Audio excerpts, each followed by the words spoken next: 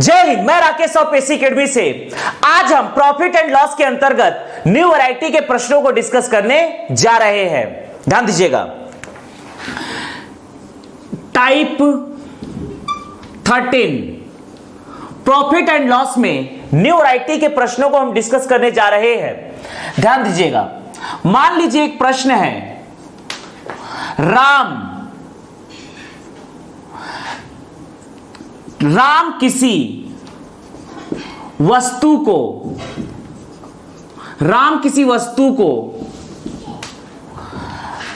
10% हानि पर बेचता है।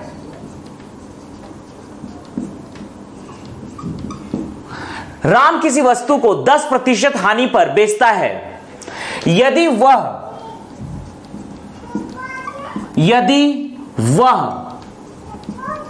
इस वस्तु को 20% कम में खरीदा होता, 20% कम में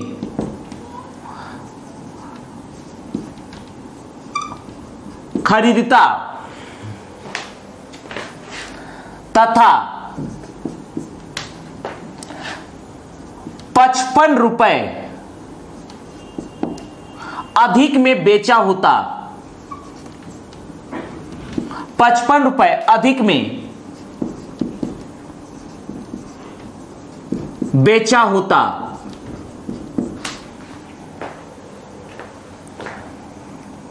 तो उसे 40% का लाभ होता, 40% का लाभ होता। वस्तु का क्रय मूल्य ज्ञात कीजिए। वस्तु का क्रय मूल्य ज्ञात कीजिए। यह प्रश्न है। ध्यान दीजिएगा। इसे हम सॉल्व करने जा रहे हैं। यहां पर प्रश्न है, राम किसी वस्तु को 10% हानि पर बेचता है। तो पहले स्टेटमेंट से ही हम विक्रय मूल्य फाइंड आउट कर सकते हैं। ध्यान दीजिएगा। पहले केस में लिखा है, राम किसी वस्तु को 10% हानि पर बेचता है। तो यहां पर वस्तु का विक्रय मूल्य बराबर होगा 10% हानि, अर्थात क्रय मूल्य इंटू हानि हो रहा है तो 100 माइनस हानि प्रतिशत बटा 100। मैंने यहां पर क्रय मूल्य को x मान लिया, क्योंकि हमको लास्ट में क्रय मूल्य ही फाइंड आउट करना है। क्रय मूल्य हमें ज्ञात करना है, तो हमने यहां पर क्रय मूल्य को x मान लिया। यहां पर हम लिखेंगे 100 माइनस हानि प्रतिशत, 10% की हानि हो रही है, बटा 100। तो यह आ जाएगा आपका 90x बटा 100। मैं अभी यहां पर कुछ भी नहीं काट रहा हूं, क्योंकि मुझे आगे पता है कि एलसीएम लेना पड़ेगा। आगे हम पढ़ते हैं क्या केस लिखा है। ध्यान दीजिएगा। यदि वह इस वस्तु को 20% कम में खरीदता, मतलब राम का स्वयं का क्रय मूल्य 20% कम होता। मान लीजिए आप किसी वस्तु को 100 रुपए में खरीद रहे हैं, तो यहां पर कहा जा रहा है, यदि राम उस वस्तु को 20 रुपए कम में खरीदा होता, अर्थात 80 रुपए में खरीदा होता, मतलब यहां पर राम का क्रय मूल्य भी अगर 20% कम में होता, अर्थात 100 के जगह 80 रुपए होता, तो यहां पर हम नया क्रय मूल्य निकालेंगे। तो राम का जो वस्तु राम ने खरीदा है, उस वस्तु का नया क्रय मूल्य बराबर, मैंने यहां मान लिया कि क्रय मूल्य x है, इससे 20% कम, अर्थात यह क्रय मूल्य अपने आप में 100 है, इसमें से 20 कम बटा 100। तो यह आ जाएगा आपका 80x बटा 100। मैं यहां पर कुछ भी अभी नहीं काट रहा हूं। आगे क्या लिखा पढ़िए। तथा उस वस्तु को 55 रुपए अधिक में बेचा होता। ध्यान दीजिएगा, अधिक में बेचा होता, इसका मतलब यह है कि पहले यदि आप उसे 200 रुपए में बेच रहे हैं तो आपको 55 रुपए अधिक में बेचना है, मतलब 255 रुपए बेचना है। इसका मतलब यह है कि पहले विक्रय मूल्य और नए विक्रय मूल्य के बीच में यहां कंपैरिजन बताया जा रहा है कि यदि आप पुराने वाले विक्रय मूल्य से 55 रुपए अधिक में बेचते तो आपको 40% का लाभ होता। तो यहां पर 40% लाभ के लिए हम निकाल सकते हैं नया विक्रय मूल्य। नया विक्रय मूल्य बराबर, ध्यान दीजिएगा, नया विक्रय मूल्य के लिए हम लिखेंगे क्रय मूल्य। फॉर्मूला है यहां पर क्रय मूल्य, चूंकि यहां पर लाभ हो रहा है तो 100 प्लस लाभ प्रतिशत बटा 100। यहां पर क्रय मूल्य दिया गया है, नया क्रय मूल्य 80x बटा 100 इंटू यहां पर 40% का लाभ हो रहा है अर्थात 140 बटा 100। चलिए आगे बढ़ते हैं। अब यहां पर हम कंपैरिजन करते हैं कि प्रश्न में क्या बोला जा रहा है। ध्यान दीजिएगा, अगर हम प्रश्नानुसार देखते हैं तो हमें क्या बोला जा रहा है उस पर हम कंसंट्रेट करते हैं। प्रश्नानुसार देखिएगा, बोला जा रहा है यदि वह इस वस्तु को 20% कम में खरीदता तथा 55 रुपए अधिक में बेचता है। ध्यान दीजिएगा, इसका मतलब क्या है कि यहां पर जो ये वाला विक्रय मूल्य हमने निकाला है, पुराना वाला विक्रय मूल्य और ये आपने निकाला है नया विक्रय मूल्य। अब देखिए क्या बोल रहा है, यदि वह इस वस्तु को 20% कम में खरीदता तथा 55 रुपए अधिक में बेचा होता, अर्थात पुराने वाले से ये 55 रुपए अधिक है, ये अधिक है, तो बराबर लाने के लिए यदि इसमें 55 ऐड कर देंगे तो ये आपस में बराबर हो जाएगा। देखिए पुराना वाला विक्रय मूल्य है 90x बटा 100 प्लस 55 बराबर नया विक्रय मूल्य हमने फाइंड आउट किया है 80x बटा 100 इंटू 140 बटा 100। ध्यान दीजिएगा, ये x वाली एंटिटी एक तरफ ले जाएंगे तो यह आ जाएगा 55 बराबर। ध्यान दीजिएगा, यहां से आप 2 जीरो कम से कम काट सकते, 1 0 1 0 1 0 1 0, 100 बचाया मैंने।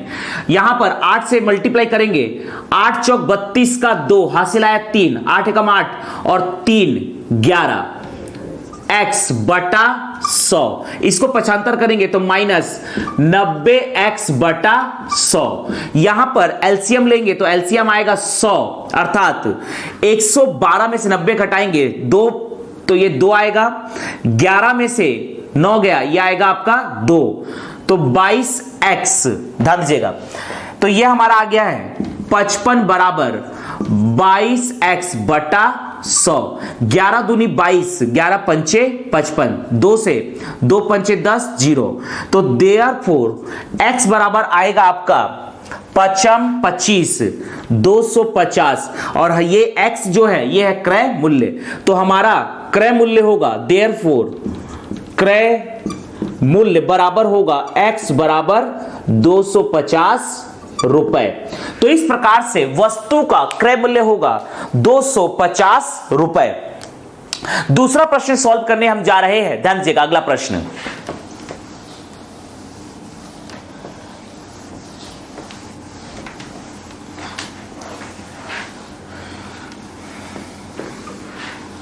देखिएगा, अगला प्रश्न देखते हैं।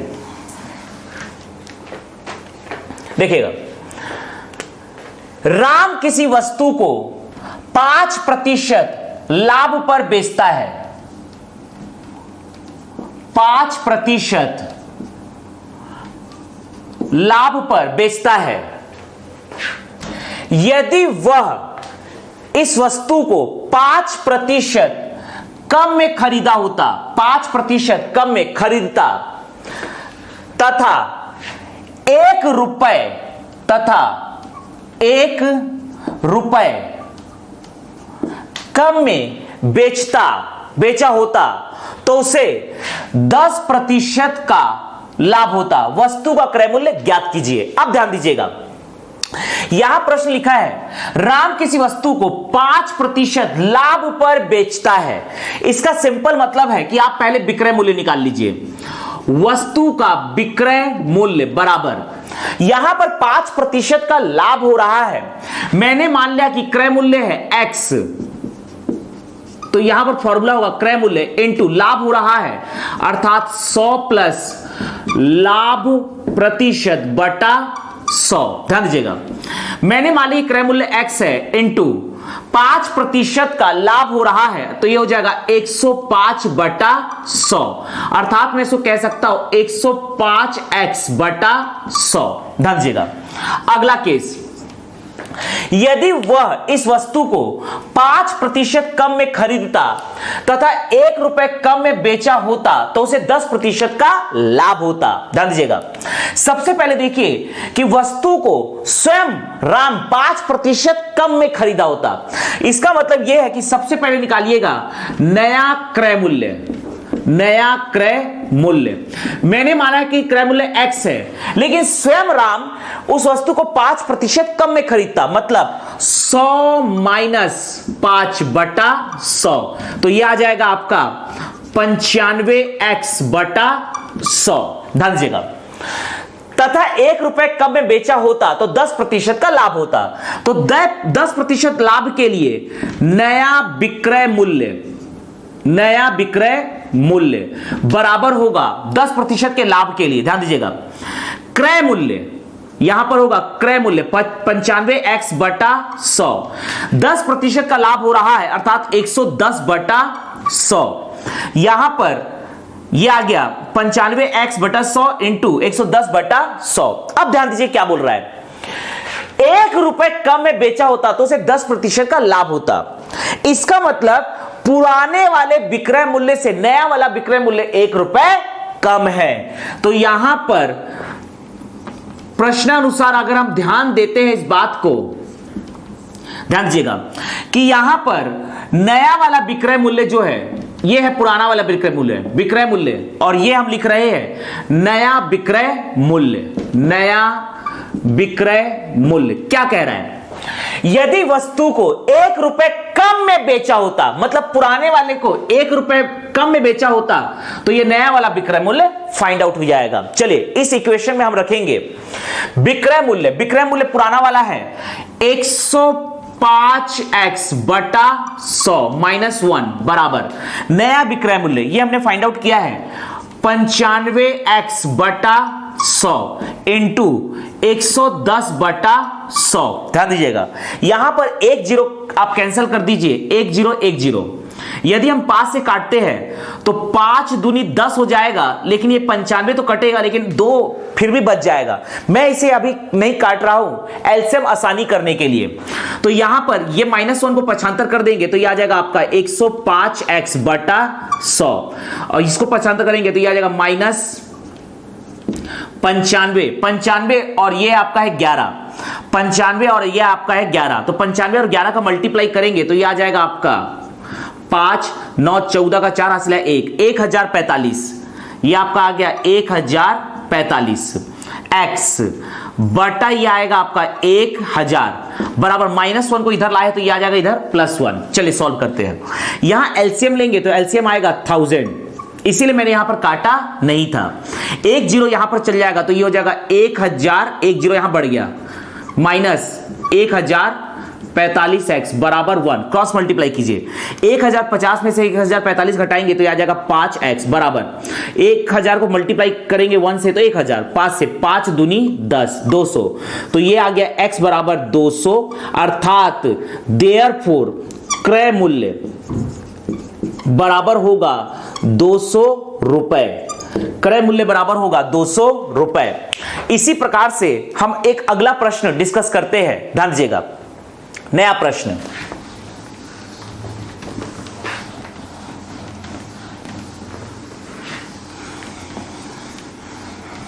देखिएगा, राम किसी वस्तु को 16% लाभ पर बेचता है। यदि वह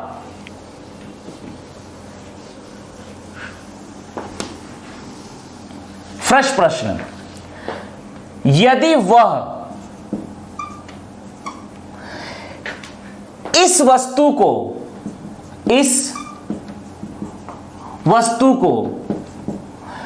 20 रुपए अधिक में बेचता है, 20 रुपए अधिक में बेचता है,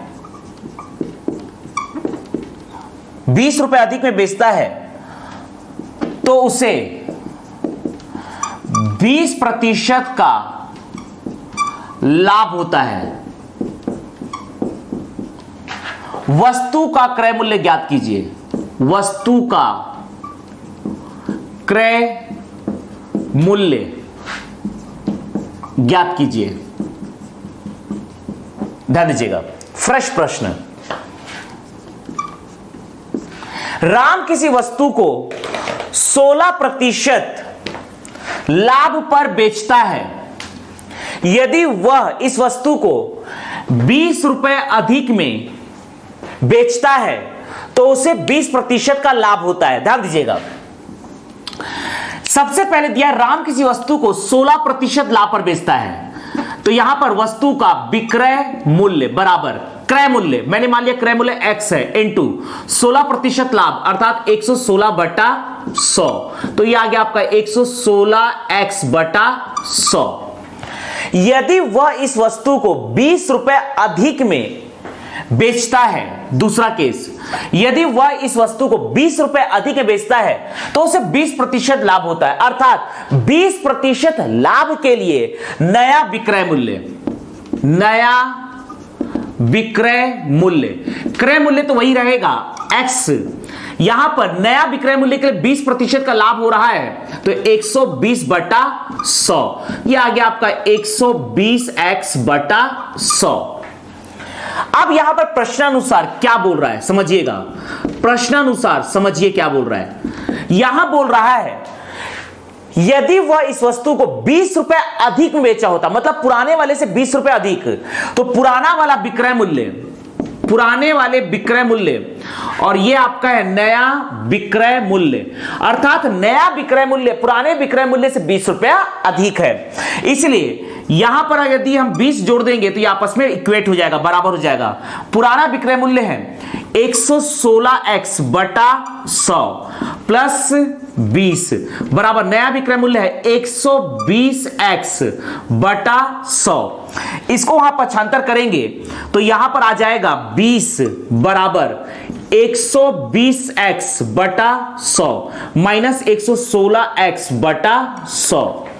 यहां पर यदि हम एलसीएम लेते हैं तो यह आ जाएगा आपका 20 बराबर एलसीएम आएगा आपका 100, 120 में से 116 जाएगा तो यह आ जाएगा आपका 4x।